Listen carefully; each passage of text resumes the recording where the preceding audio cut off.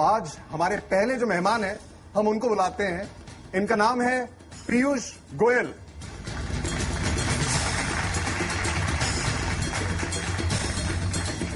और पीयूष जी कितना क्या कह रहे हैं, सच है, सही है, देश की रियलिटी क्या है, ये सब बताने के लिए जर्नलिस्ट से बेहतर कौन होगा। तो हमारे साथ एक वरिष्ठ पत्रकार प्रियरंजन डैश भी हैं। सर, वेलकम टू युवा मांगे मोर।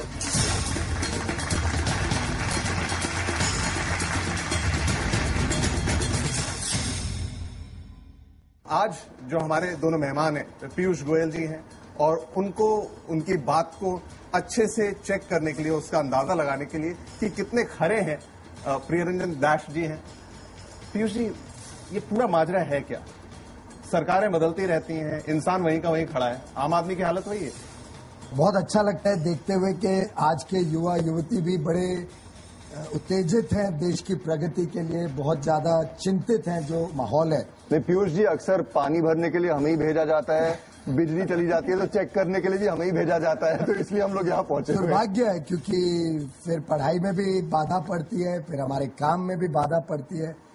इसीलिए अगर आप भारत के इतिहास को देखें तो वास्तव में हमने पहले 20-25 वर्ष तो गवा दिए, मैं समझता हूं, एक सोशलिस्ट माइंडसेट में, जिसमें सेंट्रल प्लानिंग अथॉरिटी, स्टेट सब कुछ करेगा। लगभग 90 तक, 1991 तक 40 साल उम्मीद तो यही की जाती है। हमने उम्मीद की थी कि रशियन पैटर्न पे, मॉडल पे, सेंट्रलाइज प्लानिंग से हम देश की समस्याओं का सुधार कर सकेंगे, which has completely failed the nation. और उससे मेरे ख्याल से हमने एक बहुत सुनहरा मौका पोस्ट इंडिपेंडेंस ग्रोथ और डेवलपमेंट का खराब किया। नरसिम्हा राव जी ने काम बहुत बढ़िया शुरू किया, they can be no denying that. The combination of Narasimha Rao and at that time the finance minister Shri Manmohan Singh ji, उन्होंने शुरुआत में जो उम्मीदें दी, जिस प्रकार से एक उत्साह देश में जागृत किया, 2-3 साल में जो लाइसेंस कोटा राज को कम करने का एक प्रयास किया, परंतु बाय अबाउट 94 अगर इतिहास देखें तो they went into politics. Basically जैसे लाइट आती है, थोड़ा सा फ्लक्चुएशन होता है, उम्मीद की किरण जगती है और अचानक चली जाती है। तो ऐसा कुछ हुआ सरकारों के साथ। लगभग वो मेरे ख्याल से इन दी एंथुजियाज्म टू विन अगेन, वो politics overtook economics, somewhat like that. वास्तव में देखो तो 98 में भी पहला साल तो पोखरण ब्लास्ट वगैरह, बट 99 to 2004 जो अटल बिहारी वाजपेयी जी ने 5 वर्ष के समय में भारत में एक तरीके से अलग ही क्रांति, इंफ्रास्ट्रक्चर के क्षेत्र में, आधारभूत सुविधाओं के क्षेत्र में, और आज हमारा चर्चा का विषय बिजली, सड़क, पानी, ये तीनों हमारी सुविधाएं हैं, दैट्स द इंफ्रास्ट्रक्चर। इन तीनों क्षेत्रों में जो काम उन 5 वर्षों में इस देश में हुआ है, वो जैसे कहते हैं ना भूतो ना भविष्य, it has been unparalleled Bharat के इतिहास में। आप देखिए सड़कों को, जो आज golden quadrilateral east west corridor, जिस गति से देश में नेशनल हाईवेज आए, लगभग 11 किलोमीटर प्रतिदिन कंप्लीशन रेट पे नेशनल हाईवेज देश में आए। रूरल रोड्स, लगभग 60,000 करोड़ के रूरल रोड्स, जिससे गांव-गांव को कनेक्ट करना नेशनल और स्टेट हाईवेज से, उसका एक बहुत बड़ा योजना उस समय पे ली गई। पावर सेक्टर रिफॉर्म, कि private sector independent power producers बन के इस देश में पावर की निर्मित उत्पादन कर सके, ये पहली बार उस पीरियड में 2003 के इलेक्ट्रिसिटी रिफॉर्म से आया। और पानी का जहां तक सिलसिला, उससे तो मैं खुद स्वयं बहुत जुड़ा रहा। वाजपेयी जी ने जो एक पुरानी विचार थी इंटरलिंकिंग ऑफ रिवर्स, जिसमें ये कल्पना थी कि भारत में कई क्षेत्र ऐसे हैं जो फ्लड से घिरे रहते हैं। उदाहरण के लिए बिहार, ब्रह्मपुत्र का पानी, नेपाल का पानी आके बाढ़ होती रहती है। महाराष्ट्र में कई क्षेत्रों में, और महाराष्ट्र में कई क्षेत्र हैं, गुजरात, राजस्थान में क्षेत्र हैं जहां सूखा पड़ा रहता है, वर्षों वर्ष पानी नहीं मिलता है लोगों को। 10-10 किलोमीटर बच्चे जा रहे हैं। वो पुराने जमाने की फिल्मों में हम देखा करते थे, वो पानी लेने जा रही है महिला और महिलाओं की टोली गाना गाते हुए, वो आज भी देश का दृश्य वही है। तो और मुझे भी सौभाग्य मिला उस टास्क फोर्स में सर्व करने का। And I can tell you, we had doctor Mashelkar, we had the Nobel Prize winner Dr. Pachauri, K.V. Kamath, ICICI then managing director, very illustrious people, बड़े बड़े विद्वान लोग थे। बहुत मेहनत हुई, दिन रात, हर हफ्ते मीटिंग है। सुरेश प्रभु देश भर में घूमे और कई राज्यों की सहमति बनी कि इसको किया जाए। दुर्भाग्य से यूपीए की सरकार ने आके उस प्रोजेक्ट को स्क्रैप कर दिया कि वाजपेयी जी। लेकिन अगर इतना बढ़िया काम हुआ था तो फिर आपकी सरकार तो जानी ही नहीं चाहिए थी। बिल्कुल, अगर इतना काम किया गया था तो हमने जो काम किया वो बेसिक स्ट्रक्चरल इंप्रूवमेंट पे फोकस किया। शायद जनता को वो बेसिक स्ट्रक्चरल इंप्रूवमेंट का उनके ऊपर जो प्रभाव है उसका फायदा तब तक नहीं मिला। अब जब हाईवेज का निर्माण हो रहा था तब तो उसका लाभ अगले दिन तो नहीं आएगा। हाईवेज बन जाएंगे, नेटवर्क बन जाएगा, उसके बाद उसका लाभ शुरू होगा। तो डॉक्टर अरविंद पानगरिया एक बड़े विद्वान इकोनॉमिस्ट हैं कोलंबिया यूनिवर्सिटी के, उन्होंने इसको एक बहुत अच्छे रूप में समझाया। The UPA 1 enjoyed the fruits of the work or of the seeds sown by NDA, and UPA 2 is today suffering for what they did in UPA 1. लेकिन आप लोग एक दूसरे के फ्रूट्स एंजॉय कर गए, जनता वहीं की वहीं रह गई। हमने तो फ्रूट नहीं एंजॉय किया, हमने तो फ्रूट छोड़े भाई साहब। हमने कोशिश की कि हम पुरानी बातों को ना रोएं, हम मेहनत करें कि जो तरीके से देश की अर्थव्यवस्था लॉन्ग टर्म के लिए सुधर सके। बिल्कुल पीयूष जी, इसी बात पे प्रियरंजन जी से पूछ लेते हैं कि ये जो फ्रूट जूस है ये किसको कितना मिला है? वाकई में जो बात कही जा रही है आप उससे फिर इत्तेफाक रखते हैं? अभी भी कई गांव ऐसे हैं और कई शहरों में भी बिजली नहीं होती है शाम को, और बच्चों को या तो कैंडल लाइट से पढ़ना पड़ता है या लैंटर्न से पढ़ना पड़ता है। और पीने की पानी का जहां तक है, अभी भी हजारों गांव ऐसे हैं जहां पीने के पानी की सुविधा नहीं है। ये बुनियादी सुविधाएं हम लोग एज ए नेशन अभी तक नहीं पूरा कर पाए हैं। अब इसमें 5 साल में 10 साल में कौन सरकार क्या किया और उसका श्रेय किसको जाता है, ये तो एक राजनीतिक मुद्दा है, उसको लेके बहस चलती रहेगी। राजनीतिक नहीं है तो स्टैटिस्टिकल मुद्दा है ना। स्टैटिस्टिक्स है, स्टैटिस्टिक्स में भी उसको आप किस तरह से देखते हैं, और स्टैटिस्टिक्स को हमेशा आप अपने आपको सूट करता है वैसे भी प्रेजेंट कर सकते हैं अपनी कन्वीनियंस के लिए। तो ये बहुत लंबी मुद्दा हो सकता है, लेकिन जो बात है, असली मुद्दा ये है कि आज देश, एज ए नेशन, हम लोगों ने अभी 67 साल में ये बुनियादी सुविधाएं नहीं मुहैया कर पाए हैं, और इसके लिए जो जिम्मेदार हैं ये सक्सेसिव सरकार जिम्मेदार हैं। और जो नीतियां 40 साल सोशलिस्टिक नीति रही, और उसके बाद भी जो नीति उसमें कंसिस्टेंसी नहीं रहा, और उसमें भी राजनीति अर्थनीति पर हावी रहा है। हमारे देश में एक्चुअली प्रॉब्लम ये होता है कि कोई भी प्रोजेक्ट हो उसकी मैनेजमेंट एक तो टाइमली डिलीवर नहीं होता, और हम उस पर थोड़े आगे बढ़ते हैं फिर वहीं की वहीं रुक जाती है। ये बिजली के प्रोजेक्ट्स के साथ है, पानी के प्रोजेक्ट्स के साथ है, और सड़कों के प्रोजेक्ट्स के साथ है। बेसिक प्रॉब्लम हमारा ये रहा है कि हम कोई काम लेते हैं तो उसको पूरा नहीं करते हैं। हम क्या करते हैं कि कोई भी सड़क है जी, तो पहले सड़क, जब तक सड़क बनता है 20 साल में, तब तक वो सड़क में ट्रैफिक इतना हो जाता है कि दूसरा तीसरा सड़क की जरूरत पड़ती। बहुत सारी ऐसी जो आपने प्रोजेक्ट्स के बारे में बताया, प्राइवेटाइज करा दिया है, पावर प्रोजेक्ट्स प्राइवेटाइज हो गए, लेकिन इससे जो कॉस्ट है आम जनता के लिए वो तो बढ़ गया, फायदा उतना हुआ कि नहीं, इसके ऊपर क्वेश्चन मार्क। भाई साहब, इसमें ऐसा है कि जो कॉस्ट बढ़ा है वो अनइवन है देश में, ऐसा नहीं है कि सब जगह बढ़ा है।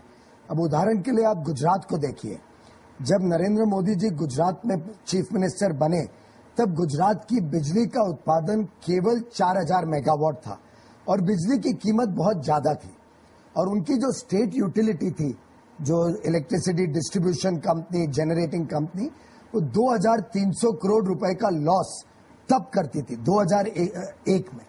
अब उन्होंने एक ईमानदारी से 3 चीजों पे मेहनत की। एक तो उत्पादन बढ़ाया, और 10 वर्षों में उत्पादन 4000 से लेके 26,108 मेगावाट। अब इस प्रकार की ग्रोथ देश में किधर नहीं हुई है, इतनी मात्रा में अपनी बिजली के उत्पादन को बढ़ाया। चलिए, ये है परिस्थिति। बिजली का तो बहुत आप जो बता रहे हैं हम पानी मान भी, लेते हैं, अगर पानी लेकिन भी, पानी की किल्लत है यही पीयूष जी, पानी की किल्लत छत्तीसगढ़ है। मध्य प्रदेश में भी यही है। हाँ। आज छत्तीसगढ़ मध्य प्रदेश में पीछे अडवाणी जी ने बताया कि 24 घंटा बिजली आज मध्य प्रदेश में लगभग हर गांव तक पहुंच गई है। छत्तीसगढ़ में तो पहले ही पहुंच गई। लेकिन पानी की किल्लत अभी भी बनी हुई है। पानी का आपको अगर कोई यहाँ पे गुजरात से है तो आपको बता सकेगा, कच्छ, जामनगर, कच्छ, ये सब जो इलाके सौराष्ट्र, यहाँ पानी की कितनी बड़ी समस्या थी। सालों साल लोग त्रस्त रहते थे बिना पानी, 200 फुट 250 फुट नीचे जाना पड़ता था पानी निकालने।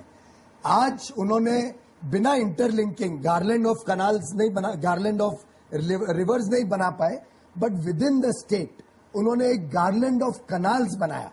और जहां कनाल नहीं बन पाई वहां बड़े बड़े पाइप 10 फुट 12 फुट डायमीटर के पाइप्स लेके गए।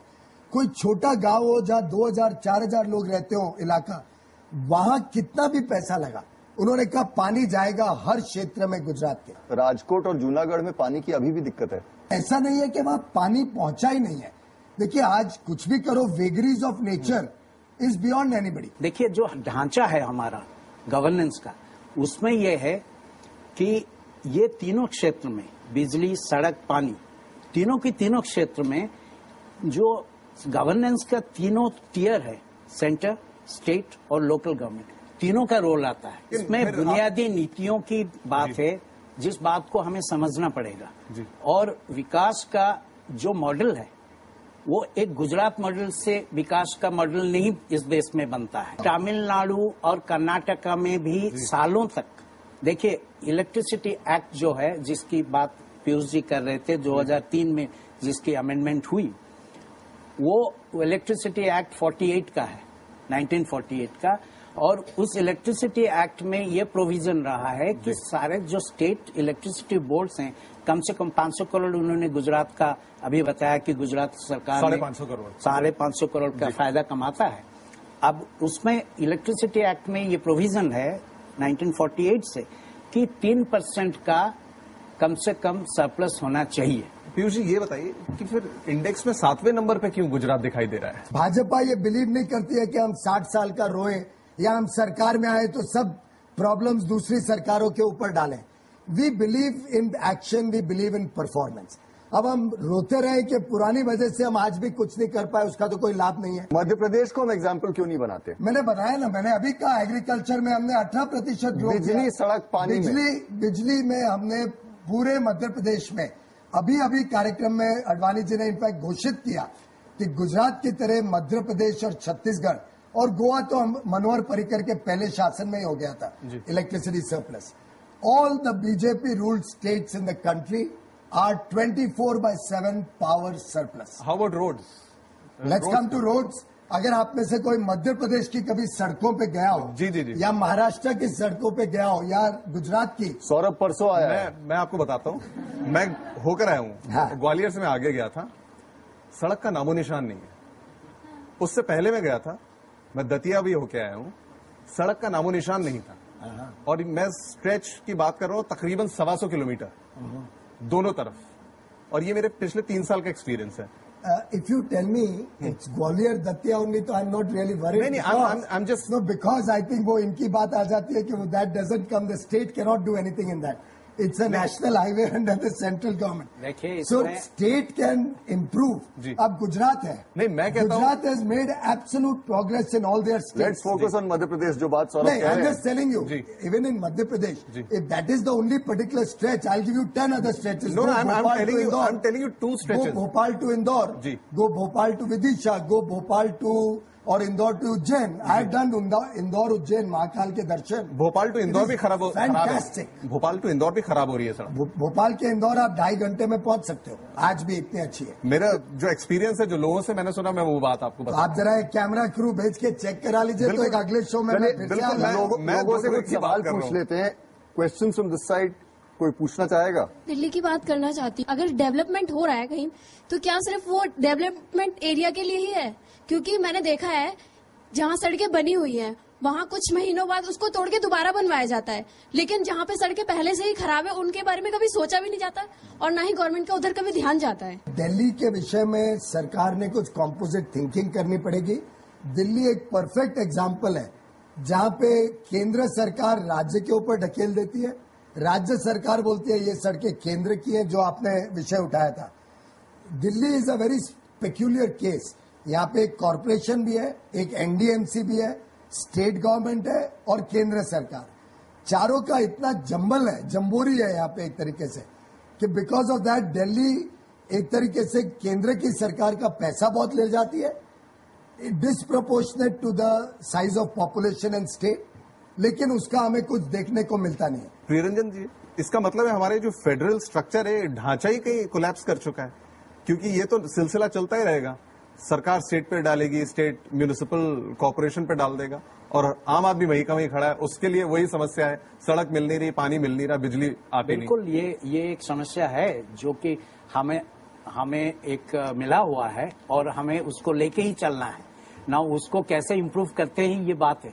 अभी तक ये एक चुनौती जरूर है, क्योंकि ये सारे जो बुनियादी समस्या है, बुनियादी जो क्षेत्र है, जो फैसिलिटीज की बात हो रही है, सड़क, पानी, उसमें पंचायत का भी रोल आता है और उसमें म्युनिसिपैलिटी का भी रोल आता है।